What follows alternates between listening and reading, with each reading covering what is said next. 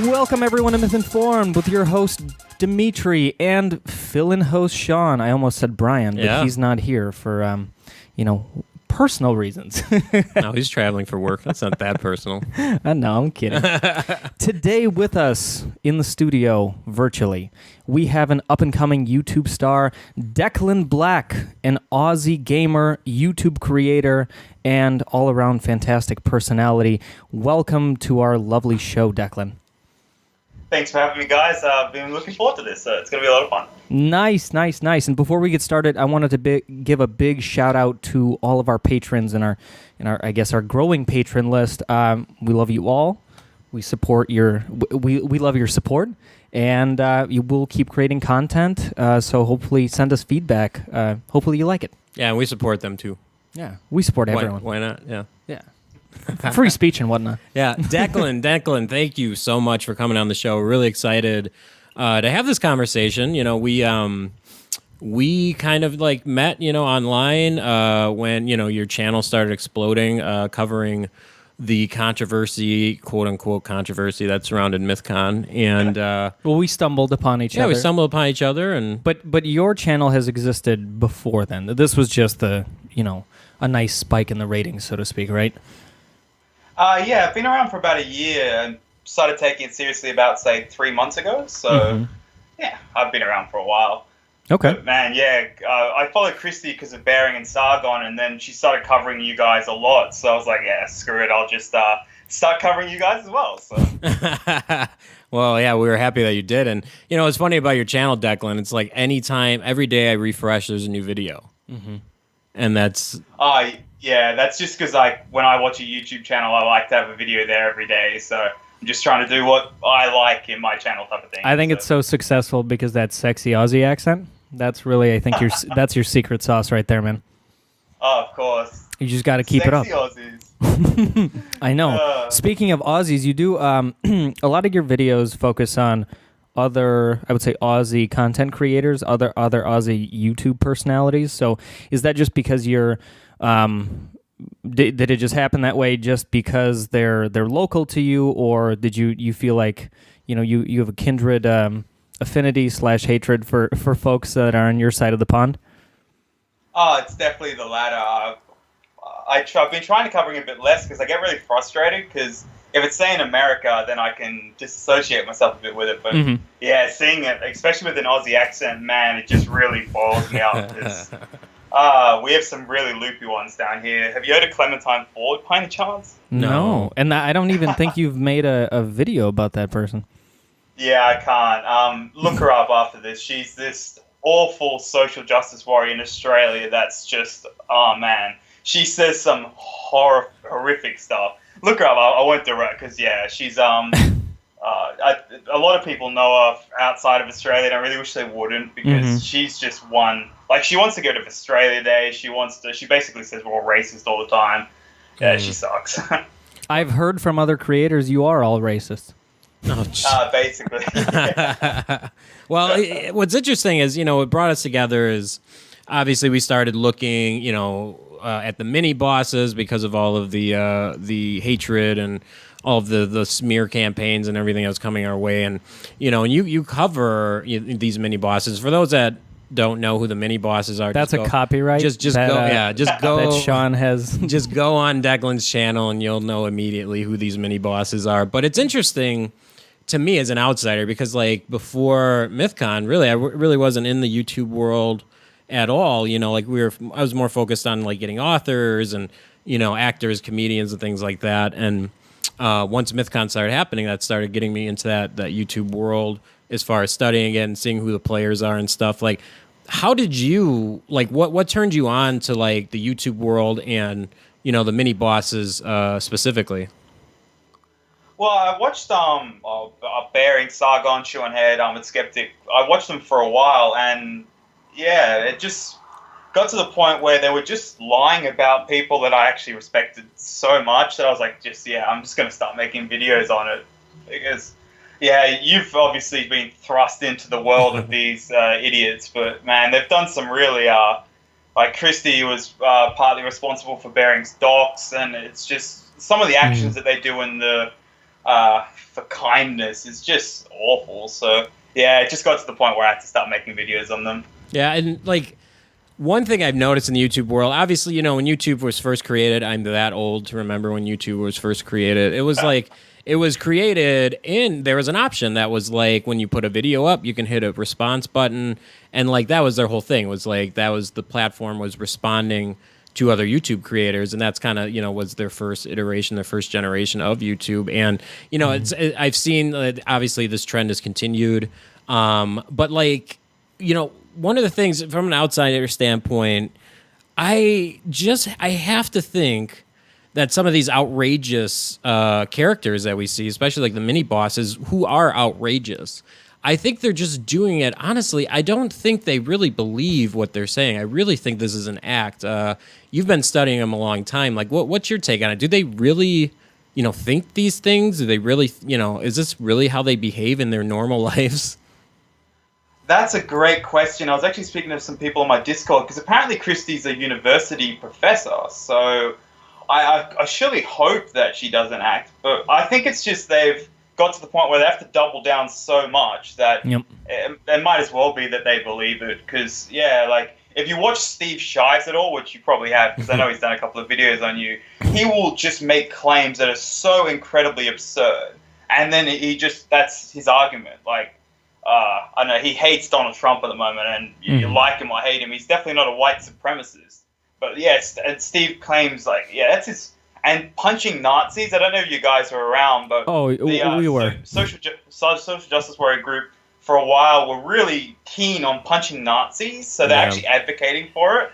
And it's just it's the point. Even if they don't believe it, it's just awful. So yeah, I hope that they don't. But a couple of them, I reckon, like Christy and Steve, I reckon they're just too far gone now that, they've bought into their bullshit, so to speak. I think these people are, to an extent, they're fringe, so they're not mainstream. Thus, I would say, I mean, they don't have huge followings, and just like progressives can make fun of like a Richard Spencer or I don't know, I don't know any, whites like David Duke. Sure, but David Duke is also not on YouTube, so I'm trying to think of like a white supremacist YouTuber, but I don't follow these people, so I don't know who it is. Yeah, us, of course. Yeah, right. We're labeled as white supremacists. But if it would be like someone creating response videos to someone like that. So to an extent, and I know you do this, but these people are, I would say, relatively easy to pick on because they have these fringe, weird ass views. The thing that I don't understand is why are there not more center left content creators? And I know, in our discussions, because we talk about planning for the next conference, and we want to bring people from different views, but we don't want to bring these fringe personalities in. Someone like ContraPoints comes up as as an example of a rational kind of center left content creator with a sizable following. So, but those channels are not plentiful, and I don't know why more progressives, even SJW types, if they want a palatable platform, why don't they kind of stay in the center? Yeah, it's because the feminist social justice movement, it's kind of not dying, but it's not as powerful as it used to be. So they did actually used to have more followers, but now since they've been debunked so much, it's kind of died. I think ContraPoints would be very interesting to have. I don't know if the center left. I think I've seen quite a lot of views, but yeah, it would be interesting at least. But I think it's because the social justice warriors hate center-left people way more than anyone on the right. Like, that's why they hate what, because they're like Uncle Toms or whatever. They're traitors. It's because they're on the left, but they're not progressive leftists. So TJ Kirk's a great, I think he's center-left. Chris Reagan, maybe even Lacey Green. I think she's really improved as well. But yeah, any center-left person is like the mortal enemy of these people, because then it shows that there's people on the left that aren't obviously insane, and we need way more, because if you want obviously a good dialogue, you want both sides to have good arguments so you can reach some sort of conclusion. But if it's just one side is just sort of right and the other side's just insane, then it's not going to work out. So and one of the things too that I've noticed, and again, from an outsider's perspective, like immediately when I heard Bearing, it was entertaining and informative and funny. Sargon, entertaining, informative. You know, he throws in jokes. Like, you know, if we watch your channel, if we watch the Quarterings channel, it's entertainment, it's funny. And, you know, it's obviously there's a little controversy in there, but it's not across the line. It's not, you know, nothing ridiculous. Like, I just think there's this value with the channels that, you know, that intertwine the entertainment and the commentary and also, you know, the information and stuff. But it just seems like, you know, if you look at the Minibosses, like their channels are not entertaining. They're not funny. They're, you know, I don't care what ideological like side you Sean, pick that's or because whatever. racism is nothing to laugh at. But that's the point. You know, it's like all right. If we're gonna look at it, like, what are some like Australian sports teams, Declan? Like the big You mean ones. Australian sports teams? Yeah, like what are some sports? Like their rugby, like the. Sure. Like send me some. Sydney Swans from the AFL. Let's go with that. There we go. You're looking for a specific team. Just Who the any hell is team, going to know any that? Any team, just any team. All right, just fine. Any team. This is the point I'm trying to make is this. When you look at a team, this is how I look at it. It's like, you know, a team, they're opposing one another. If you're going to say, okay, Bearing is opposite of Christie or whatever.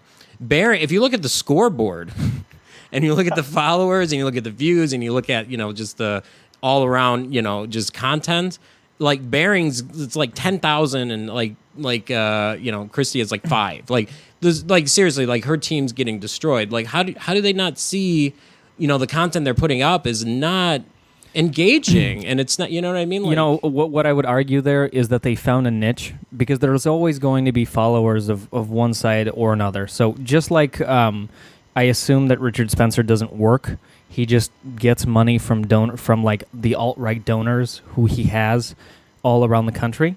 I don't know if, for example, Christie or whoever, I don't want to name names, but I don't know if these people work, but they do have their niche following, and these people give them money. And so they sustain. No. I want to get Declan's take on this, but I have a counterpoint to that. But in terms of Christie making money, I think that may be why she actually, because I did a shitty doco on her. So her channel was originally about atheism, and you could sort of see her being a bit feminist right at the start, but it wasn't awful. Like, she could riff a bit more. There was more life. Mm-hmm. But so I think as she saw it, but then Steve Shibez came along and New Atheism introduced feminist to atheist, basically. Atheism plus. Atheism plus. Sorry, it's a really lame movement where intersectionality between all it died pretty quickly. Mm-hmm. But then so a channel transformed into just like feminist, and then it transformed again into just anti-Bearing and Sargon. And she even made a video recently saying that she won against Bearing because she had a year-long plan with some of the other social justice lunatics to make him solely focus on them to try and shield the other social justice warriors from him, which he still covered other people. And yeah, so it's not just that she's lost in terms of like the scoreboard. She thinks she's winning. And that's the scary thing. Like, the amount of traction she's had to her channel, like, I passed her already. And it's just, I can't, that's what really shocks me. I can't see how she thinks she's possibly winning this. Like, Bearing keeps to go up and she's stuck there. So it's just frustrating. That's the point I was making. I guess that's what I was saying is, like, if you look at, you know, you remember the show Who Wants to Be a Millionaire, and you had the Lifeline where it's like you ask the audience, and for the most part, the audience, the majority, you know, when everyone gets the vote, like, they're right? So, like, if you look at the differences in sizes of audiences, how do they not see, okay, well, you know, we're not growing our channels, we must not be doing something right. The audience has spoken, you know? So it's like, that's hard for me, like, to kind of get past. Just where's the logic there where it's like, maybe we're not doing this right. Maybe we shouldn't be attacking and lying about people and, you know, trying to dox them. But it's the only way they get views now. Like, if you watch Christie's channel, she'll do a video about Bearing a Sargon and it'll get maybe 2K or something. But if she does anything about atheists, it's like lucky to get 300 or 500 views. So, but the problem is they're not really making any money from it. So that then begs the question, do they actually believe it that much ideologically that they can put up with this just embarrassment day after day without changing? Like, if I had received the backlash they had got, I would be changing my channel just because, like I've been around for a couple of years if I was them, and yeah, everyone basically just hates me. So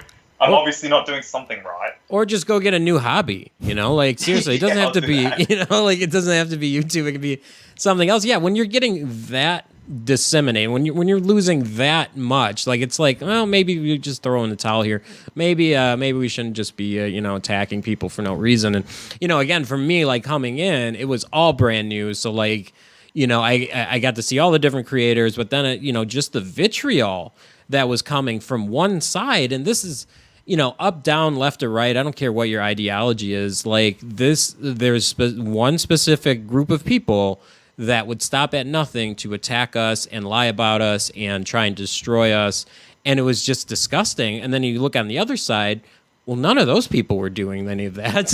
Like nobody, it just seems to me like the tactics that are being used are just so poor.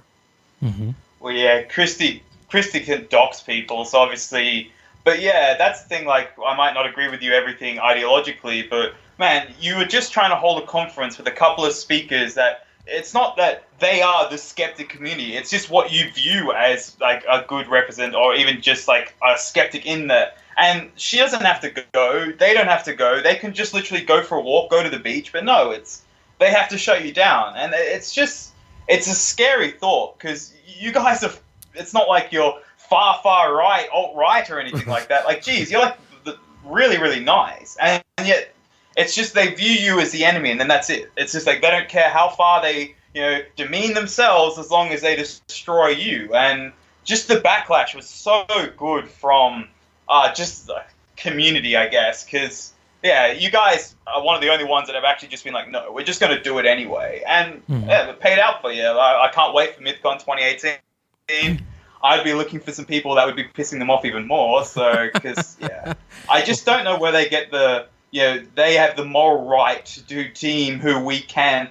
And now they're trying to blacklist people from the atheist community. They want to blacklist you. They want to blacklist Sargon. Bearing, I'm a skeptic, Shoe and Head. They want to just like, oh, they're not the real skeptics. We are the real skeptics. And that comes back to, like Shoe and Head has like 800,000 followers. Right. And, like, you've got Christy, Kevin, all of them. They wouldn't even meet it whatsoever. So how do they feel they can blacklist people? I think at the end of the day, it comes down to idea sharing. And, we've always been about neutrality. Yeah. So we don't really shit on anyone, although we do get, certain, hate from one side and kind of, more support from another. But now, but right, like right, it wasn't always like that. Well, of course, but we still maintain our neutrality. I mean, unless you're just not, you'd have to be an absolute raging dick for us not to engage with you, and so. For the next conference, even for this one, I mean, we always try to get diversity of opinion, diversity of views. We had, women minorities on stage, and it wasn't some sort of posturing from us to be seen as, egalitarian. We are genuinely interested in these people's views. That's why they were platformed. So, so I think that the criticism that was levied against us, to an extent, is not valid. I'm not. I would say basically all of it's not valid, to be honest. Like, yeah, I know. The stuff I've seen them say, like apparently, just because you have Sargon on, you agree with them 100%. Yeah. So you also agree with Scientologists, people that want to about Islam. It's just, and you guys can have whoever you want on. Like I said, your conference and my conference might be different, but I want you to be able to have whoever you want on as a speaker. So, and that's the thing. Like, if I viewed them as, just say Christy Winter's on, I would say it's probably not the best choice, but I wouldn't try and shut you down for it. And that's where they never learn this. Every time they find something that they can't beat ideologically, it's just, shut it down. We're going to ban it. It's just wrong. It's just, and that's, I don't want people to lose the chance to obviously hear all these differing opinions because Christy Winters is triggered. It's just, no, Christy, just go away. Like, right. Well, that's what I was going to say about like your channel, Bearing, Sargon, all these other channels, Armored Shoe. You guys, when you present your arguments, you're presenting an argument. You're critical of people, but you're not outright insulting them, and you're not outright lying about them, and you're not outright trying to ruin their lives. And that was immediately apparent to me. And you do a great job in your videos of just saying, okay, here's the argument, this is the counter argument, this is what you're saying, this is why I think what you're saying doesn't make sense. And I think there needs to be more of that, honest criticism. I think there's some room for improvement, though, because the trend that I see with, like Declan, yourself, and some of the other creators that Sean mentioned, is it does tend to swing, I'll say, negative is probably not the right word, but it's like, this person said something, it's stupid, here's why it's stupid. I think there may be room to find people who have legitimate ideas in these fields. You'd have to sift through a shit ton of videos to do it, but you could find someone. Again, I don't like advocate for counterpoints, but I'm going to bring that up because that's the only progressive I've seen so far who has some valid points, and go, here, that one person has shitty ideas. Here's an example of someone who covered this topic way better, and then show a clip of that. And so that could be, promotion from maybe a progressive kind of liberal perspective, but one that's couched in reason rather than not, someone who's psychotic and just lying about things. You know what I mean? No, it's a good point. It's hard to find the. Of course, it's a lot of work for you. Take Contra, for example. Contra said some quite Blair White's advocating for it was like transgenocide or something like that. Jesus. So Contra has some good points, but then the alt-right video that Contra did, it was pretty progressive, just to say the least. But yeah, I would say Contra is one of the ones. I said, you should look up Lacey Green. Oh yeah. I didn't agree with her a lot, but she seems to have really she took the red pill, and I'm all for people on someone that's different to me ideologically. I just want them to be good. But yeah, I generally cover Christy and Steve, the psychotics, just because, man, they just really piss me off. You can literally just go to their channel, pick a video, and they're lying about someone, and they do it with their own moral conscience as well. That's what really bugs me. I think they might actually think they're good people, and that they're doing it for some moral good, and that's just disgusting. You're trying to ban people just so you feel good? No, I don't.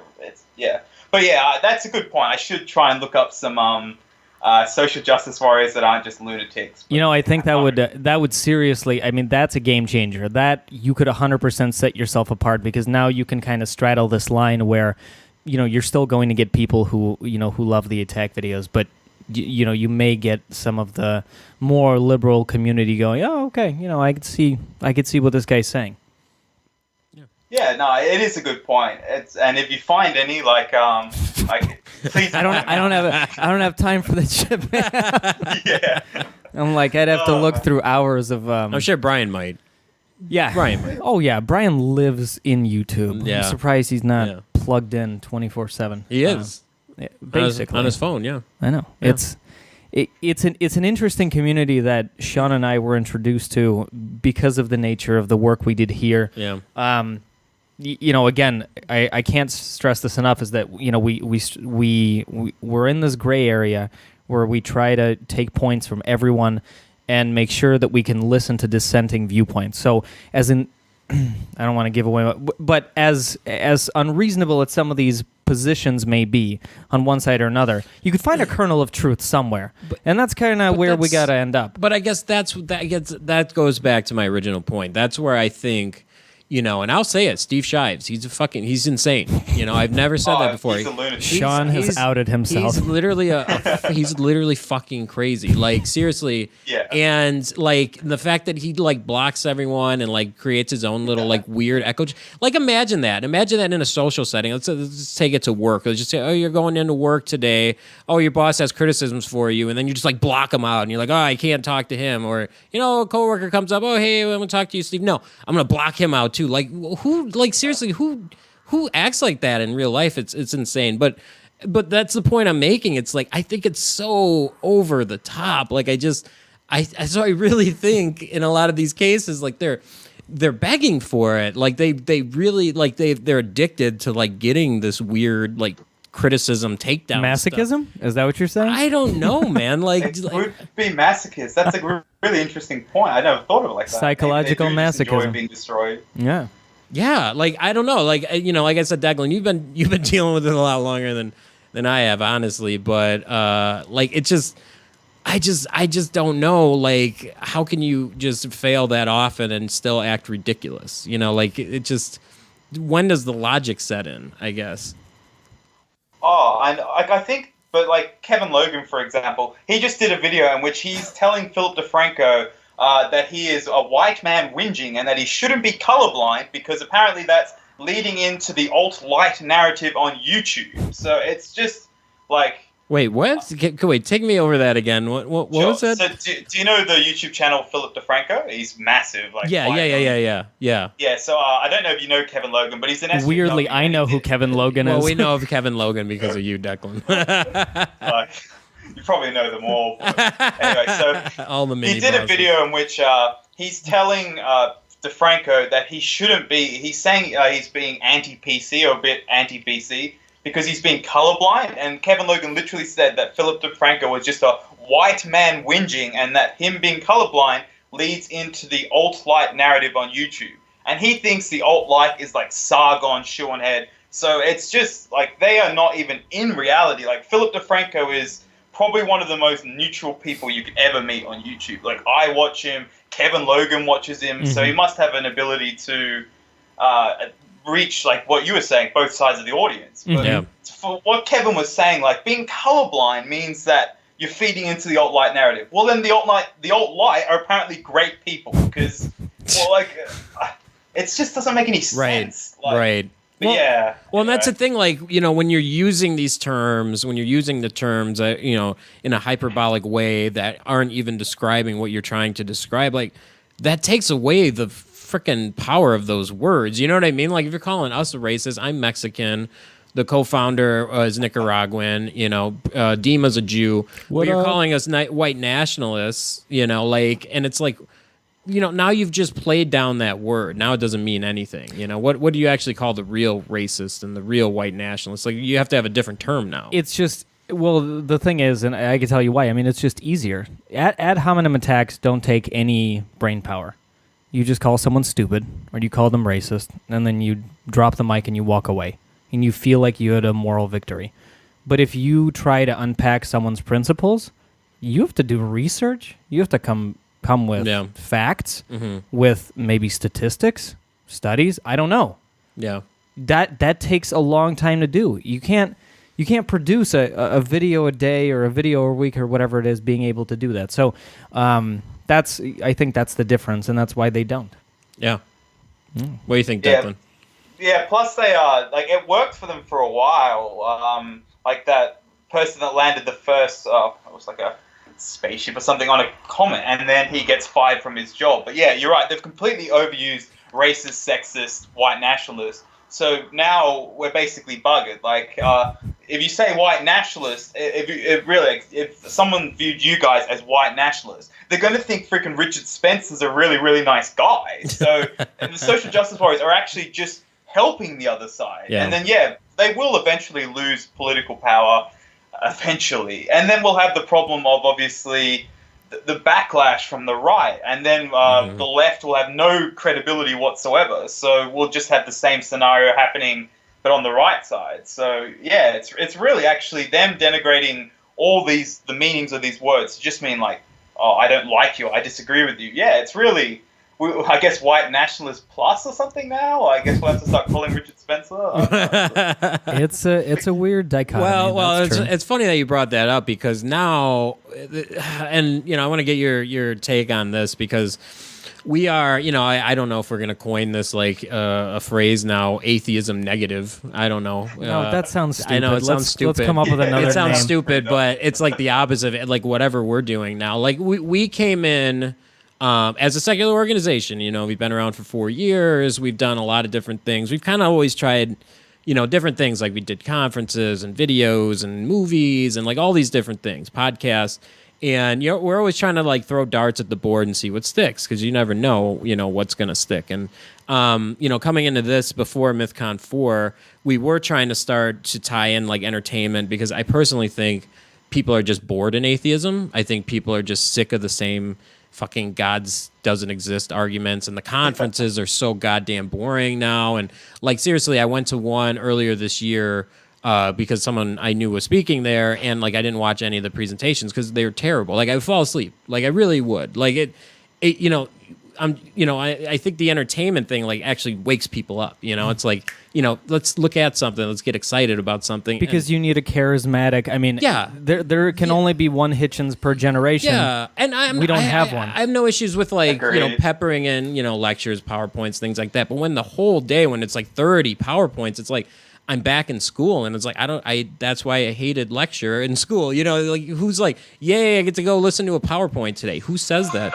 Oh yeah, it's funny how YouTube creators can teach people more because they're more entertaining than teachers. Yes. It is actually a really good point. Yeah, and that's why. Yeah, I think your conference will be next year smashing because it was quite interesting. Like some people don't like the heated arguments. I really, really do. If you actually get to points instead of Thomas just grandstanding and just calling the audience names and stuff. That was funny, but it doesn't get to the argument. But yeah, I think if it's entertaining, you'll get butts on seats type of thing. So right, and and that's what we were thinking. So like we're trying to tie in entertainment. We're bringing on comedians and stuff like that, and then we started looking at the YouTube world. And we're like, holy shit! Not only are these people atheists, but they're also incredibly entertaining, and that was where the idea first came from.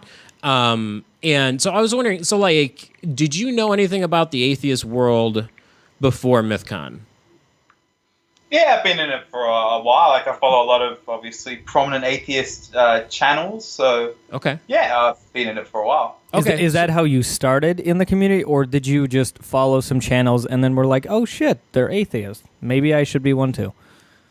Oh no, that's I was that before. So yeah, I don't know. I've never really had I've noticed a lot of atheists sort of really just like some atheists really dislike religious people because they've grown up in a very fundamentally religious household type of thing. I've never had that, so it doesn't matter to me if you're a Christian or an atheist or something, as long as you've got good ideas. Okay. But yeah, obviously, if you're a Scientologist, I might be going, right. I think that perspective is the privilege that we have, using the word privilege, of growing up in the 21st century, where that stigma just doesn't. I mean, I guess in if the you're West. If you're in Saudi Arabia, you're fucked. Right. But if you're here or if you're in Australia, then people tend to be a little more open minded. So no one's gonna lynch you, Declan, for going. But there really is a taboo around it still. I mean, seriously, like even in the U.S., especially where we are, like we can't openly say, "Hey, I'm an atheist" or whatever. So I was like.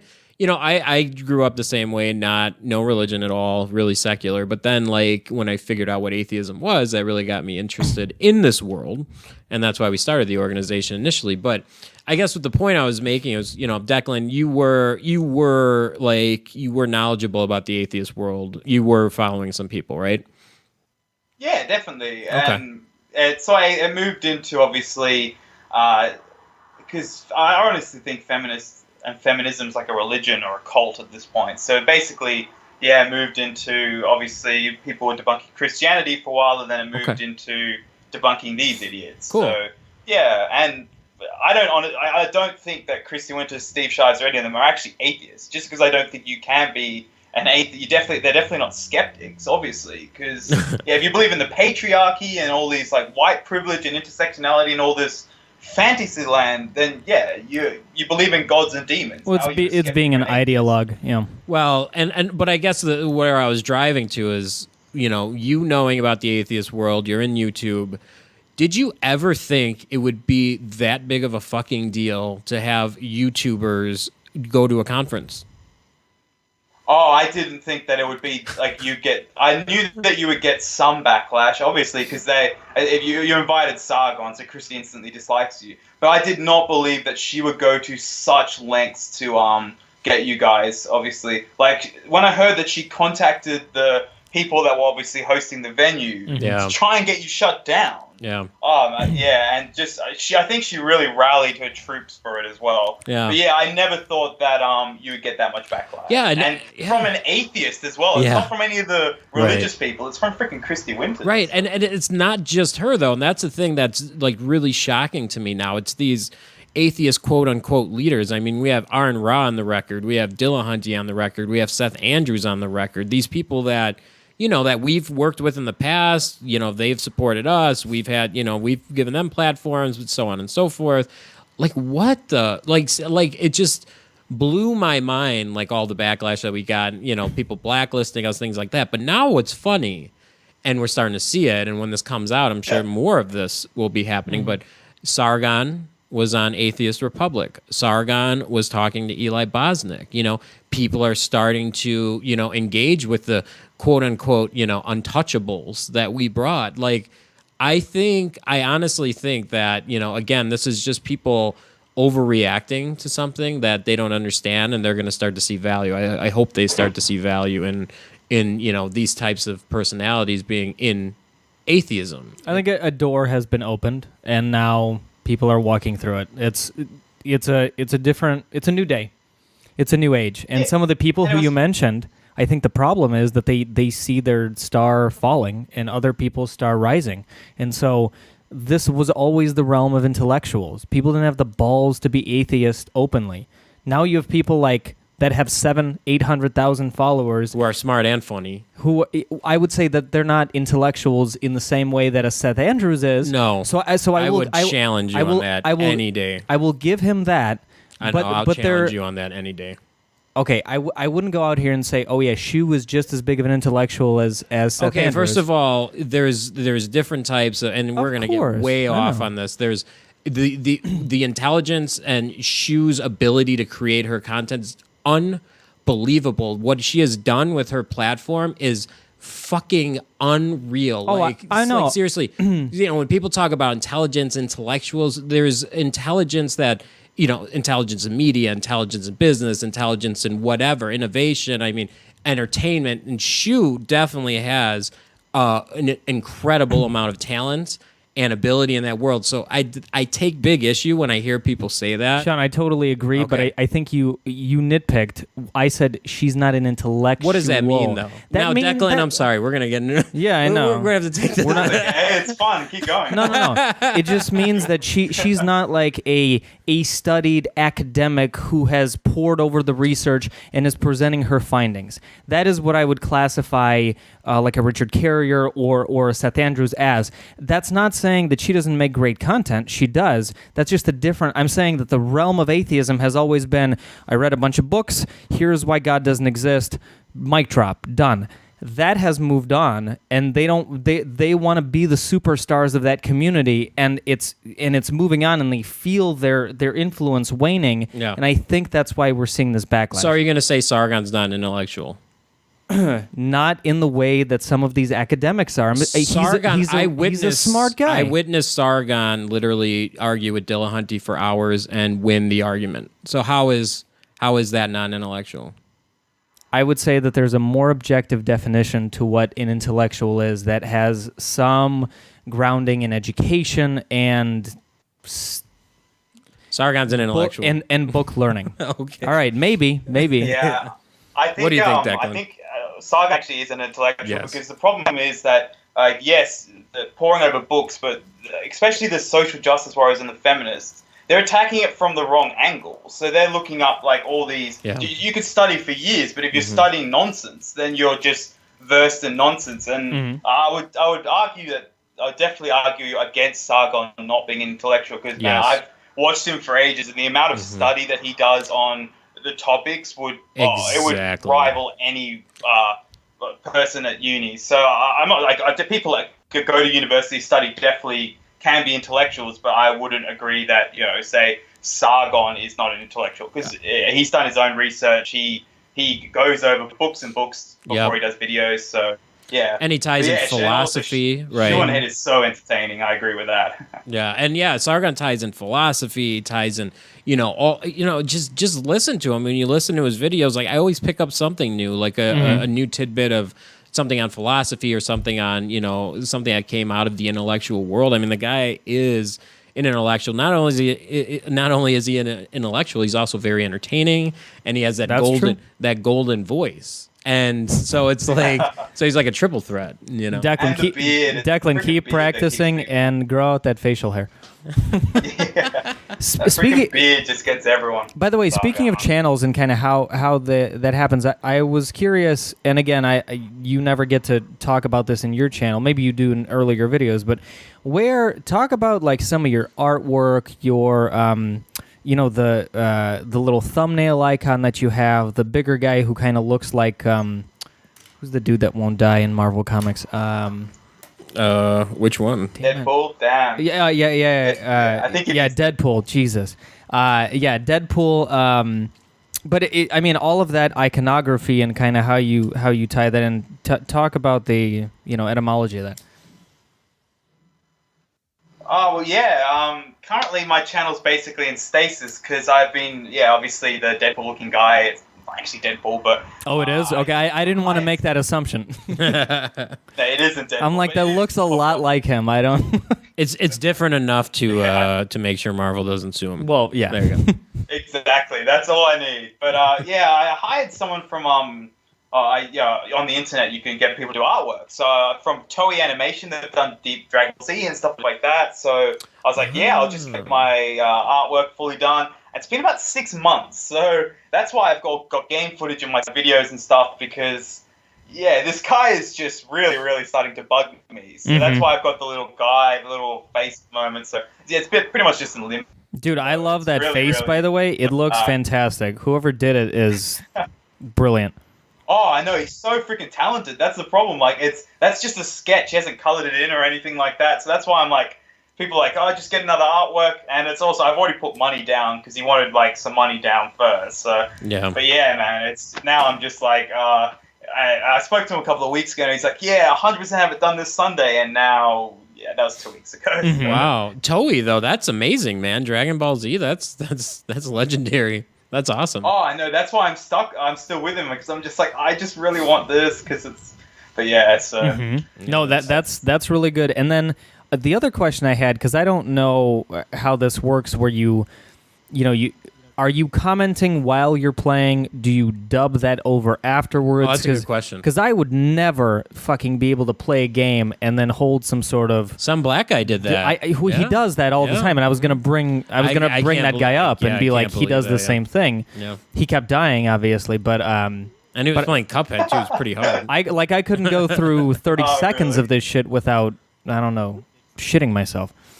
So how do you talk us through the creative process? Well, yeah, in the videos, obviously, I just record some game footage before or after I've recorded the video and then just obviously cut it in because so you can sort of fix the sound. I try and fix the sound quality. But yeah, no, I can actually play games and talk. I'm in Australia, so the max internet connection speed I get is 500 kilobytes a second, so I can't stream games. But yeah, it's pretty. Wow. Like, Wait, I won't be able this? to have an in-depth. I didn't know this was a thing. So you really? can't stream games in Australia? No, I can't. I've tried. It's like I think I can do it at 144p or something. But yeah, it's just ridiculously slow. So wow, I didn't know that. I was speaking to someone on my Discord and we were comparing internet speeds. He gets about 200 megabytes a second, and I told him my speed. He was laughing for about 10 minutes. And I'm like, I hate that guy. No, he's a really nice guy, but man, it's just the. Like, I would hate that too. Internet, and after knowing that you guys get 200 megabytes a second in America, it's just like, there's. I don't even get a megabyte. You're living in the wrong country, obviously. Yeah, we have. In some places, it's ridiculous, and then the upload speeds are even like. I mean, you have to pay a lot for like the super high stuff, but not to get you even madder though, Declan. But it's man, seriously, he mocks me so much about it because I really want to be able to stream. I've been asked to multiple times, but yeah. But yeah, you should try. It's not as long as the conversation doesn't require you to obviously get into mega depth. You can do it. No, Dima's just really bad at video games. Bad at it. First of all, let's find a video game I actually play. I will smash you in Call of Duty. Okay, fine, whatever. I'm sure I'll still beat you, and then I could probably have a podcast conversation, and still beat you. But anyway, Declan. So. What I wanted to kind of get your take on is, so you've kind of been following this for a while. You This meaning new atheism? Yeah, well, this or the fall of atheism, this social justice mini bosses, whatever. So it's interesting. It's cool to know that you found atheism first, and then you decided to go this route. But like, where are you seeing it trending? Like, is there going to be like a plateau? Is there going to be a specific time that you think that's when you're like, oh, this is where we're headed, and this is where it's going to peak, and then. Or is it going to keep going? Or like, where do you see this, like this whole thing going? Well, I hope that I honestly thought at this point that feminism would finally start being on its downfall, and it is a little bit, but it's just taking a very long time. Eventually, I'm thinking that they will obviously just there'll be no more creators from their side, just because there's just too many on our side now that are obviously debunking them, but. In the interim, I just hope that we can start actually, I would love to meet a social justice warrior that I can actually become friends with, just because that would be just such a step forward, because the divide so far, and I know some of our side can be a bit dicks, but their side, the amount of lies that they do, it's just, if they would just stop lying, we could actually, and even if they're so afraid to be wrong, that's what I always find, you can be wrong about an argument, but just argue in good faith. But yeah, isn't by definition you won't be able to, because once you label someone a social justice warrior, that all that baggage comes with it. You know what I mean? So you really have to meet someone who's not a lying expletive, and then be like, oh, he's not a bad guy. I don't agree with him on a lot of things, but I play video games with him. True. You're right. They would have to think of another. Like I said, Lacey Green was a social justice warrior. I'm not sure if she still is, but she's someone that I would want to be friends with. She's progressive. She's wildly different. Yeah, she is. But she's I actually, some people still haven't really forgiven her. I don't I think a lot of her content's quite interesting. I don't agree on a lot of it, but still. So, but you're right. I guess that is a good point. Probably should call them social justice warriors, because. Yeah, that's got a ton of baggage. Well, does it? But I mean, there's some individuals now that wear it as a badge, just kind of like how shitlords wear shitlords as a badge. Is it kind of like, I don't know, maybe I'm wrong. I thought there are some people. It's a self-fulfilling prophecy, and I think that's one of the issues. Is we can't. How the hell are we going to agree on stuff if we're like, well, you're on that team, I'm on this team, so fuck you. I'm gonna try and win, because everyone wants to win. That's just the nature of humanity. So we kind of have to be like, you're a person, we don't really agree, but let's meet somewhere in the middle. I think that conversation doesn't happen. We mentioned it at the beginning of the podcast. If people were doing that more, I think that's a new frontier. But that's my opinion, and I'm not a YouTube creator. That's why I wanted to throw it back at you, Declan, and see what you think. No, I think it's a good idea to. I think I might actually start doing that. Find a social justice warrior that actually makes a better argument than the person that I am refuting, to try and show them that, look, if you're going to at least argue, here's at least a better point. But that's brilliant, actually. I just think fundamentally, though, it's just the values that both sides have that I think we're really, the progressive left are incredibly authoritarian, and we're very sort of libertarian and free. We have such wide-bearing ideas in this community, or this side, but it's just that if you obviously Lacey, I keep going back to Lacey. She's just she was on the progressive left, then she moved to our side, I guess, but she still believes a lot of what she used to. It's just that she doesn't want to, because she was getting heaps of backlash from, and this is why I think they'll eventually lose, because they start eating themselves, because eventually they'll have to start turning on their own. Lacey Green was getting so much backlash from their group over something she said about gender or something like that. So it was just one statement that Lacey, because I don't know the story. I know Lacey, all of a sudden fell out of favor, whatever you want to say. It's because she had the anti-feminist rhetoric, and she just stopped hating on these people. She was like, well, some of them... just because she was nice to people? Yeah, she said some of them have decent points. Which they do.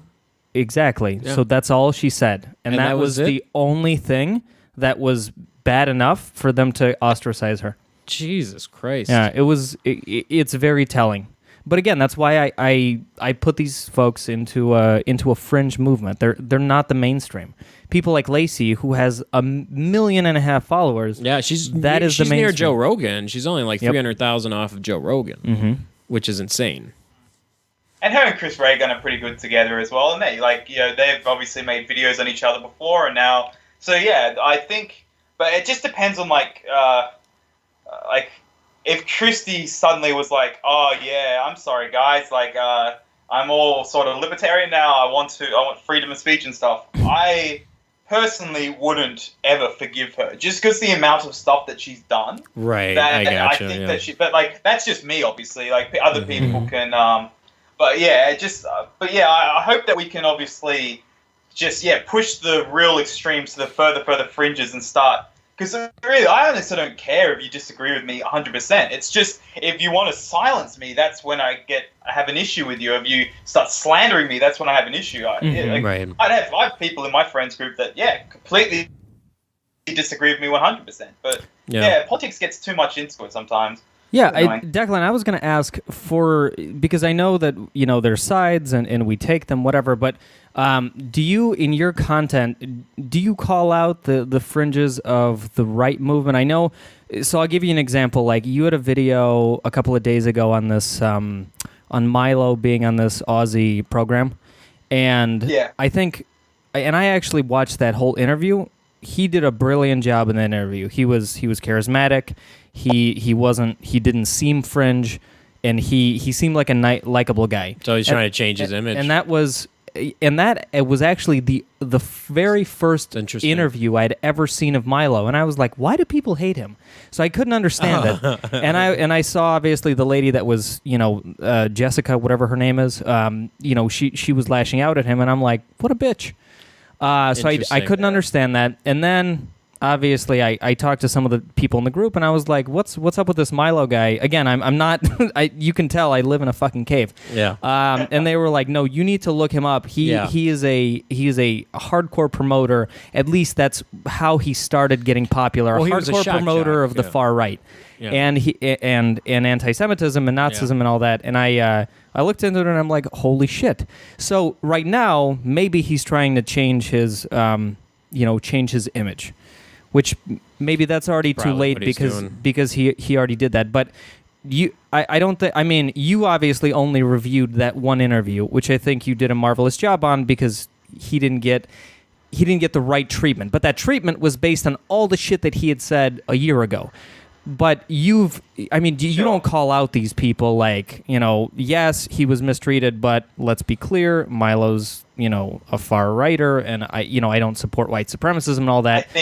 I think you've got a bad impression of Milo. I actually do agree that I don't agree with a lot of I agree with some.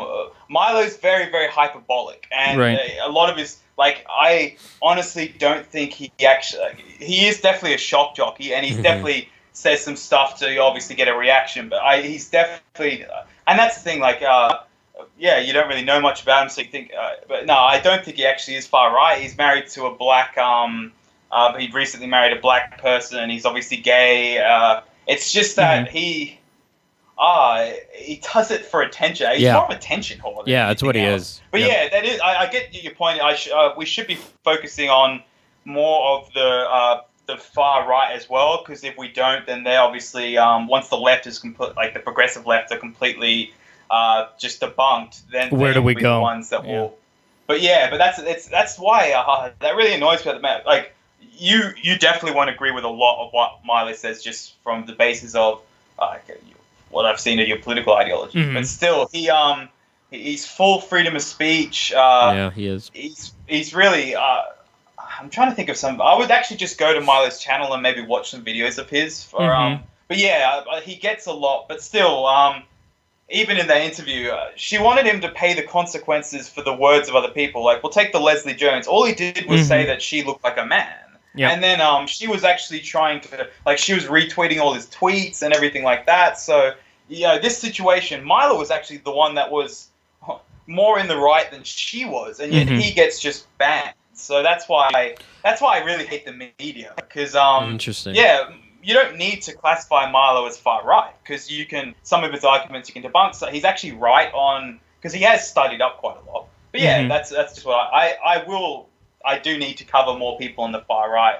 But it's just that at the moment, so many people are called far right. You have to really dig into if someone actually is or not. So. Right. Oh, I totally agree. My interpretation was after. So I have an enormous amount of respect for Ben Shapiro, and I don't know if you watch. Oh yeah, I love Ben Shapiro. So Ben Shapiro, I love when they were fighting. It was awesome. Oh yeah, no, I think he is one of, if not the best debater I've ever seen in my life.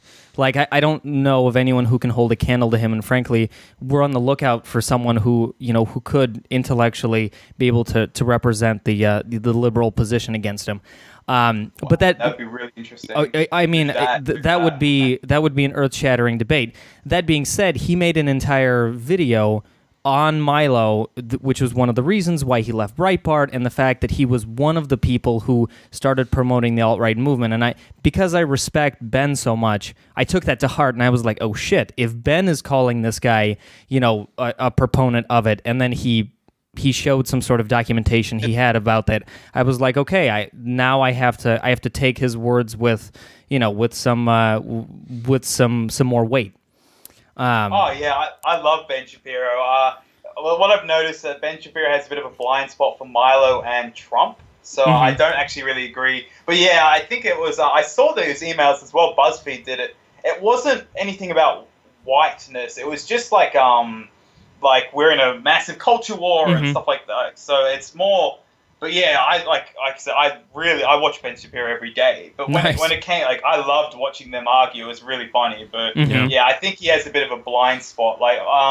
But yeah, Ben Shapiro is definitely more sort of by your bootstraps. He's got his argument. Classical conservative. And yeah, he's fantastic. And Milo's different. He's more he's an entertainer, but Milo's got a lot of good points as well. It's just you have to he'll go feminism is cancer, which but anyway, so you have to just get past that. So right. Well, in that interview, I think he labeled himself as a conservative Stephen Colbert, and I thought that was a fantastic way to kind of. Right. I mean, that's such a great way to label yourself, because who can hate on that? Then? But the thing with Milo is he's a failed stand-up. And he learned the craft of stand-up, which, a controversy, there really is no line there. And he understands, he's the antagonist. He understands that controversy and saying things that are ridiculous are going to get you a lot of attention. The only problem with that model is,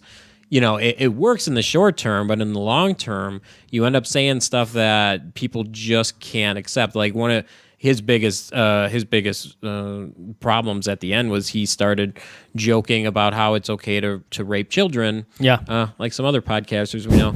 And that was it. That was the end of Milo. And it sounds like from what you were saying, he's talking to the Aussie guys. His PR person's probably like, okay, we got to fix your image. We got to, you really got to tone this down. You really got to, start focusing on the points. And, and this, you will start to see this with someone that had fame like that trying to make a comeback. And yeah, it wouldn't surprise me if we see a completely different Milo, and down the road here. And I was going to ask you, Declan, one of the things, so when we started going through this, these mini bosses, they had three options. They had the option one was completely ignoring us, which would have been their best, in my opinion. Option two was to degrade us and say, oh, they're just a small organization, no one cares, who cares about this, blah, blah, blah, right? Which would have been a better option than they chose. But they chose option three, where all they did was talk about us and build us up and make us look like this giant organization that's giving someone a giant platform, which makes absolutely no sense, right? Outrage. But so I guess my question to you guys is, and I wonder if this is worth an experiment. We have Bearing on next week. I might ask him the same question. With Christy Winters and Steve Shibez, let me just take those two, because they're by far have been the worst to us. What do you think of this? What Demo is talking about, focusing on the right. I totally agree with that 100%. I think a good strategy to shut those two down is to just take 6 months off and don't talk about them at all. And just no, I'm being serious. Like Shibez has really put himself in a corner where he's, he doesn't talk to anybody that doesn't agree with him, type of thing. But I know he's watching your videos. I know he's watching Bearing's videos. I know he's waiting for what's the response going to be? Blah blah blah. What if? And this is hypothetical. I totally understand. The takedown videos get more views, and I get all of that. Trust me, I get it. But like hypothetically, if you, Bearing, Sargon, I know Sargon really hasn't done much in a while, Armored Shoe, what if you guys just got together and say, hey, we're not going to talk about these guys anymore for 6 months and see what happens? It would be interesting. You would need everyone to obviously not do it. I think if we actually did that, they'd start doing some really, really outrageous stuff. But it'd be interesting. But what I would do is I would get Steve Shibez on your conference with another person and just make him obviously have a debate. Steve will obviously lose, and then then not talk to him because no, he won't do it, dude. He won't do it. He probably wouldn't come to your conference anyway, but he is going to a conference, an atheist conference. So talk about the irony there, right? Good. Talk about the irony. Oh, I know. The interesting thing. I was looking up the conference, and it was. So I was looking up the conference, and man, your conference looked so much. It looked like the saddest thing I'd ever seen. So. Well, I'll say this. I've already sent my letter to their venue trying to deplatform. No, of course I didn't. Of course, who does that shit? Who takes the time out of their day to write an email to a venue? It doesn't make any sense. I feel personally threatened by the fact that there are certain people that are going to be there. Blah blah blah blah blah. Yeah, there's going to be violence there, right? Yeah, right. No, it's. I'm just glad it's a tactic. Your venue didn't back down. That would have been awful happy. If they were like, you can't do it anymore. Well, they're very cool about it. Yeah, and we got lucky because, the year before, there's one management group that deals with the 3 premier venues in the city, and we worked with them the year before, so we already built this rapport. They saw how the conference went the year before, so that's why they really were like, they brought us in. They're like, hey, we're getting this. What's the deal? Like, last year there was no problems. What's going on? And, we had to kind of, how do you explain this? How do you explain crazy? And so we're like, here's the thing, like it's YouTube and, crazy mixed in. And they're like, okay, well, look, you're just going to have to get extra security, which fucking sucked that we had to pay, $4,000 extra just for security guards to walk up and down. And then people still said they felt danger. Here's the thing. Like, if people still felt in danger there, that is the most bullshit fucking comment I've ever heard in my life. Like, I've been to sporting events where there's less security. I've been to seriously, the amount of security guards that were walking up and down the aisles, and then we had people at the front desk. We had a whole team of security at the front. It was like, are you kidding? There was a whole team of women at the front. Yeah, well, our team, but no, but the head of security was up there with 2 other security guards and Milwaukee police right outside the door while people were getting patted down with metal detectors. Wow. It's like, are you kidding me? How do you know this? Like the only way we can make this safer is if we put pillows on everyone's heads and make everything out of fucking bubble wrap. Like, I don't know what else. But that was not a reasonable. I know that was like hyperbolic statements totally to make. I forgot you guys are new to this. When they say they feel unsafe, it means they've heard something that they don't like. It's actually heard a lot, like on university campuses as well. Mm-hmm. Like when Milo or Ben or something will come to speak, they'll be like, "Oh, we feel unsafe," and like there'll be tons of security like you have. So that's why I think that you just can't deal with these actual crazy people, because they've literally just, like you said, you have basically armed people like walking down the aisle and they still don't feel safe. They're like, there's nothing we can do besides just deplatform the person. Mm-hmm. It's hilarious. I can't believe that you had to have so much security for an atheist conference in Milwaukee, but you can thank Christy for that at least. Well, what are you going to do? I mean, that's one of those situations. Again, we you have to do it. We try to take the high road in these things, but we are excited for next year, and that is going to be something that's in the works right now. We're talking to different creators and really trying to craft something that's going to be interesting for people.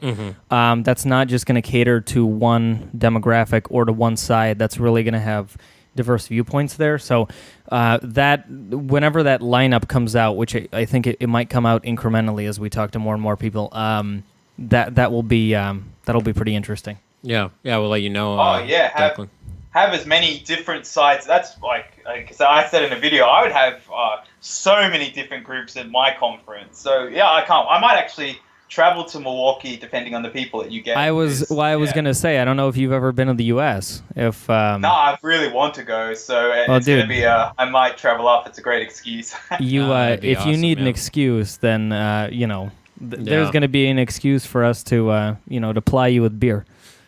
Yeah, no, that'd be awesome. So Declan, we're coming up. We're almost at an hour already.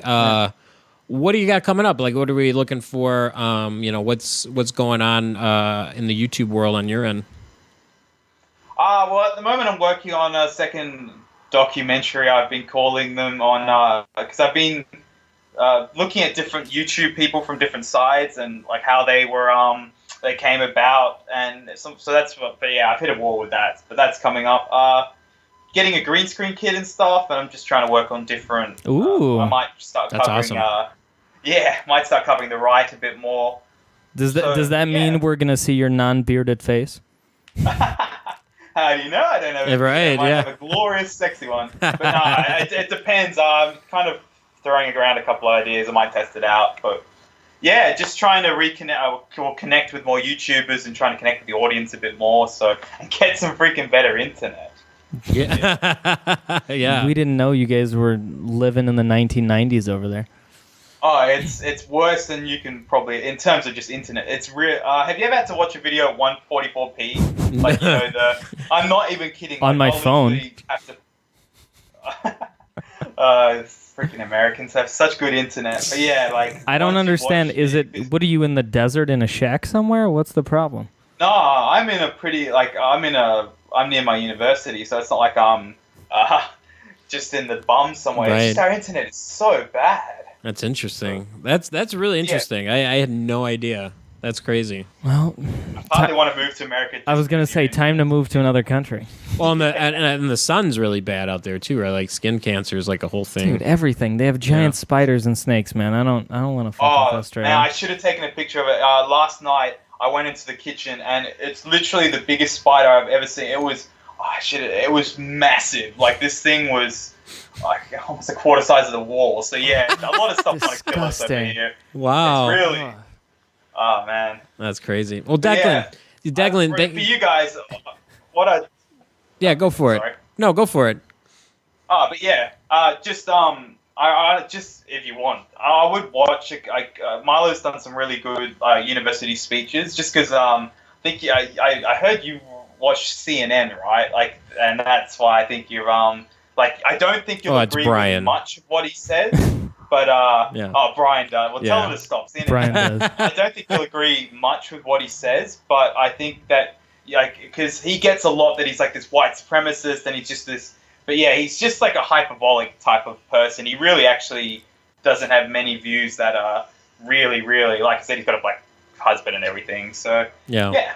I appreciate people being contrarians. My view was solely based off of what essentially Ben Shapiro said about him. So I guess if that's not, yeah, but I'll say this too. I mean, to Brian's credit, like the guy's a genius. Like that's the problem. Like when he's not available and I got to sit in, the show's like intellectual property comes like way down. Oh, thanks, asshole. Well, I'm talking about me. Like Brian is just he knows everything. Like he knows everything about YouTube. He knows everything about CNN. He knows everything about Milo. He would be citing specific examples of what Milo was saying at university. Like that'd be heaps of fun. Why didn't you bring him on, man? Am I not good enough for? Is he a bearing type of person? I'm guessing. You guys. Who? But no. No. He's traveling for work. He wanted to be here. He just couldn't. He's traveling. Yeah. But that's why I like you guys, because I want to have debates with other people that disagree with me. I love it. It's fun, and I don't mind if I actually lose. But yeah, anyway, I've had a ton of fun, guys. Thank you so much. It's good to actually finally get to chat to you guys. You know, we've obviously chatted a lot in DMs, and Yeah, it was thank you so much for speaking to me, not Christy. So it's that's fantastic. really We're gonna look forward to more content from you. Yeah. We're definitely gonna promote your channel, Yep. and we'll we have the links in the blog. And we all love that the fun work stuff, that you do. Everyone should check out Declan Black, and we will definitely see you. I'll say definitely because I'm going to be optimistic here. Well, in Milwaukee. before you sign off, I just want to say one thing that is, I think, overlooked a lot with Mythcon. We're starting to see now YouTubers talking to podcasters talking to bloggers talking to whatever. So I mean, you know, I think that's overlooked a lot, and this is another like example of like we were in the podcast world, you're in the YouTube world, and now we're talking, and this is, you know, really what we're trying to do with Mythcon. I hope more of this happens. You know, talking. Yeah, that's a fantastic point. I didn't even before I didn't even really realize there was a podcasting world, but you're completely correct. You did actually get people from the podcasting world and the YouTube world to talk. Yeah, that is a great point. So yeah, I appreciate guys. that. There's a whole video in it for you, Declan.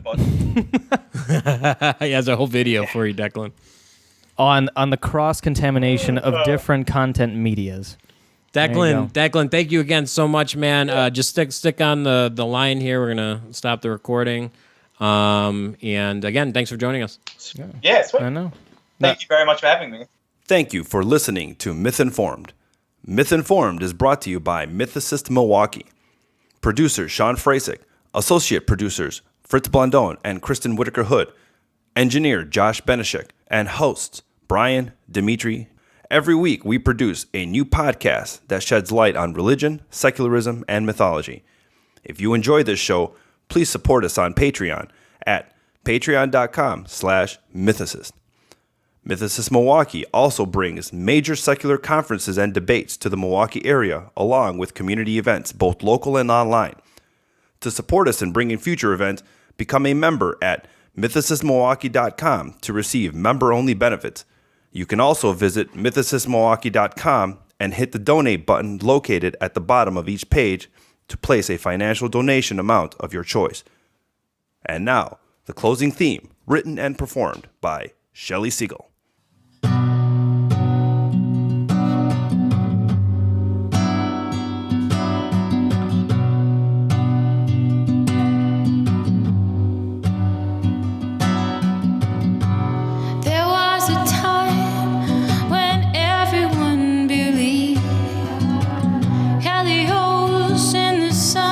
Poseidon in the sea, Athena's wisdom and beauty, and Hades underneath, Isis of fertility, and ether of the Greeks. They all lie at rest, and who will be the next to die?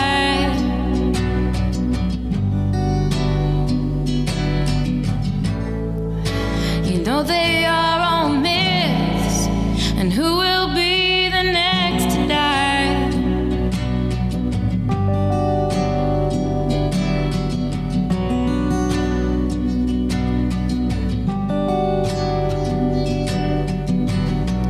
There was a time when everyone believed, Helios in the sun, Poseidon in the sea, Athena's wisdom and beauty, and Hades underneath, Isis of fertility, and ether of the Greeks.